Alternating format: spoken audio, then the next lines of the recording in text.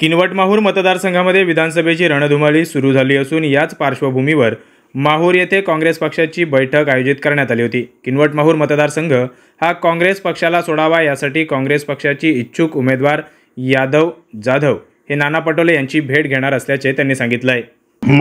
आघाडीमध्ये आमचा मित्रपक्ष आहे राष्ट्रवादी, पण गेल्या 25-30 वर्षापासून ते लढवत आहेत। काँग्रेस पण राष्ट्रीय पक्ष आहे, तर आमची अपेक्षा आहे की आम्हाला पण चान्स मिळावा, आमचा पण पक्ष संघटन वाढवावं, त्यामुळे आम्हाला एक चान्स मिळावा म्हणून आमची इच्छा आहे। तुमच्या युतीमध्ये शिवसेना उद्धव बाळासाहेब ठाकरे हा पण एक गट आहे। हो, त्यांचं बी इथं म्हणजे प्रचारार्थ असं काही दिसत नाही आहे, तुमचं बी नाही दिसत आहे तुमच्या पक्षाकडून बी। सगळ्यांना त्यांना पण अधिकार आहे मागायचा। सगळीकडे जर पाहिलं तर तुतारी हेच चिन्ह दिसत आहे का? पंजाब दिसत नाही तुम्हाला?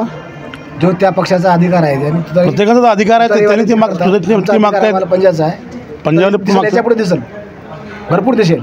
आता ते मीटिंग घेतली, आता याच्या पुढे दिसेल। हो दिसेल। काँग्रेस पक्षाकडून उमेदवार कोण असेल ठरवू, ते ते पक्षाचे ठरवतील। ते पक्ष सुटल्यानंतर, काँग्रेस पक्षाला सुटल्यानंतरची गोष्ट आहे। कितपत वाटते की तुम्हाला काँग्रेसला सीट भेटेल? 99%। आम्ही आमच्या परीने सर्व प्रयत्न करू, बाकी पक्ष ठरवतील काय ते।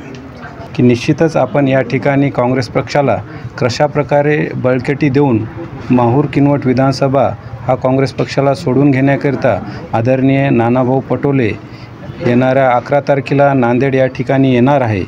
त्याप्रसंगी किनवट आणि माहूर या विधानसभामधील जे काही काँग्रेसचे प्रेमी असतील, काँग्रेसचे कार्यकर्ते असतील, नेतेमंडळी असतील, आम्ही सर्व मिळून त्या ठिकाणी एक काँग्रेस पक्षाचं डेलिगेशन घेऊन जाणार आहोत आणि त्या ठिकाणी आम्ही एक प्रकारे आमचा हा जो माहूर किनवट विधानसभा आहे हा एकेकाळी काँग्रेसचा बालेकिल्ला होता। स्वर्गीय उत्तमराव राठोड असतील, कैलासवासी किशनराव पाचपुते असतील, यांनी या ठिकाणी प्रदीर्घ काळ या ठिकाणी नेतृत्व केलं, तळागाळातील जनतेची सेवा केली।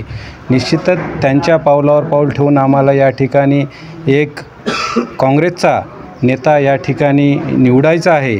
त्याकरिता आम्ही निश्चितच काँग्रेस या ठिकाणी दोन्ही तालुक्यामध्ये कशाप्रकारे वाढू याचं नियोजन केलेलं आहे। आगामी काळामध्ये आम्ही किनवट तालुक्यापासून सुरुवात करणार आहोत।